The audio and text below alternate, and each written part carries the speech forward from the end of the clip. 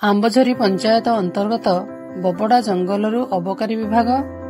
Police और APR force मिलित भाव में चढ़ाऊ कर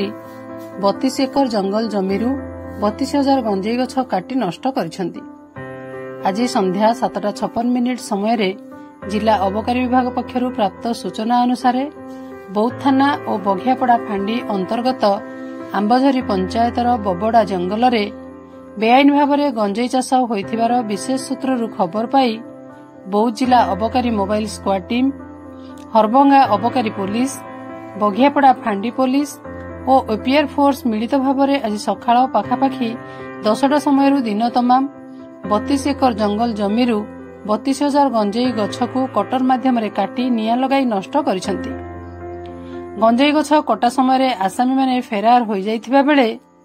124/2024-25 एक मामला रुजु करी अधिक तदंत जारी रखिथिबा नै बौद्ध अबकारी थानार ओआईसी अनिता साहू सूचना दैछंती।